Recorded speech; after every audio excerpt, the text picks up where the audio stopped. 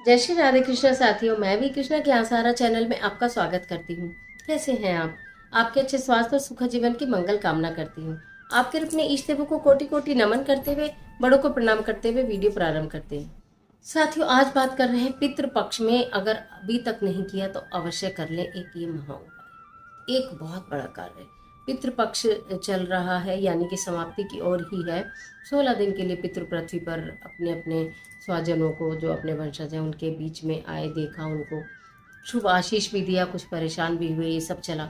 आप श्राद्ध करते हैं तो भी, नहीं करते हैं तो भी, मानते हैं तो भी, नहीं मानते हैं तो भी, अब तक कुछ किया है तो भी, नहीं किया है तो भी, एक घर के मुख्य द्वार पर सत्य का एक छोटा सा बहुत बड़ा उपाय और बहुत चमत्कारी उपाय लेकर मैं आपके बीच में। तो चलिए झटपट वीडियो प्रारंभ कर लेते हैं, लेकिन उससे पहले चैनल पर नया है तो चैनल को सब्सक्राइब अवश्य कीजिएगा और बेल आइकन का बटन जरूर प्रेस कीजिएगा, जिससे आने वाली वीडियोस का नोटिफिकेशन आपको मिले सबसे पहले।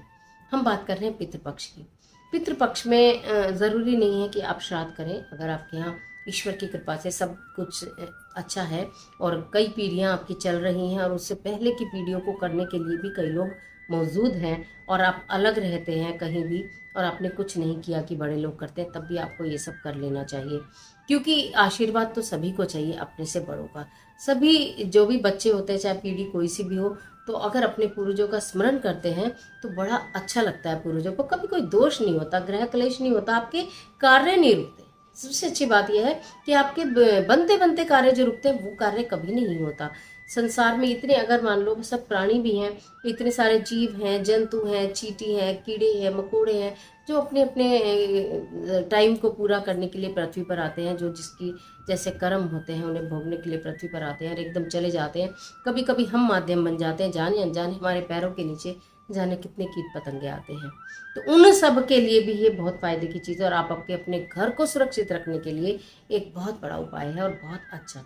जो भी आपके पास दिन बचा है, किसी भी दिन कर सकते हैं। करना क्या है, प्रातःकाल नहा धोकर आप स्नान करिए और स्वच्छ वस्त्र धारण करिए। उसके पश्चात आप जो आपका घर का मुख्य दरवाजा है, ये आपका घर का डोर है, अगर ये नहीं है तो चाहे आपके रूम, अगर आप किसी फ्लैट में हैं तो आपके रूम के बाहर आपको लेना है शुद्ध देसी घी।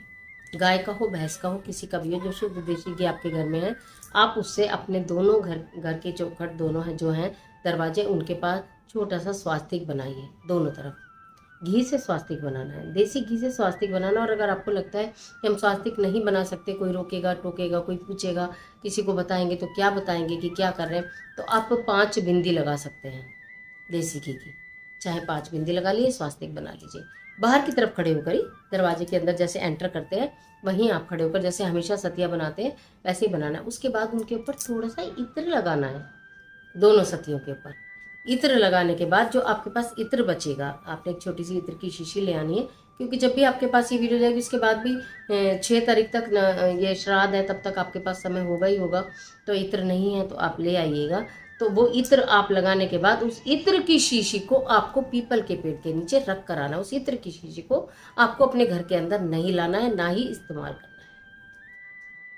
उसे बाहर के बाहर, आपने घर के बाहर सतिया बनाया या बिंदी लगाई। आप ये सूर्योदय से पूर्व भी कर सकते हैं। अगर आपको ऐसा लगता है कि हमारे घर में कोई रोकेगा, कोई टोकेगा, कोई सोचेगा, तो आप तब भी सूर्योदय से पूर्व भी कर सकते हैं। जब आपको लगता है कि अभी तो सब सो रहे हैं, हम नहा धो के इस कार्य को कर लें। किस लिए? अपने घर की उन्नति के लिए, तरक्की के लिए, अपने परिवर्तन के लिए। जो आपके जीवन में कठिनाइयां आ रही हैं, परेशानियां आ रही हैं, उनको दूर करने के लिए इस कार्य को करिए। स्वयं के लिए करिए। स्वयं के लिए तो हम बहुत कुछ करते हैं। और हमारा स्वयं क्या है? हमारा स्वयं हमारा परिवार है।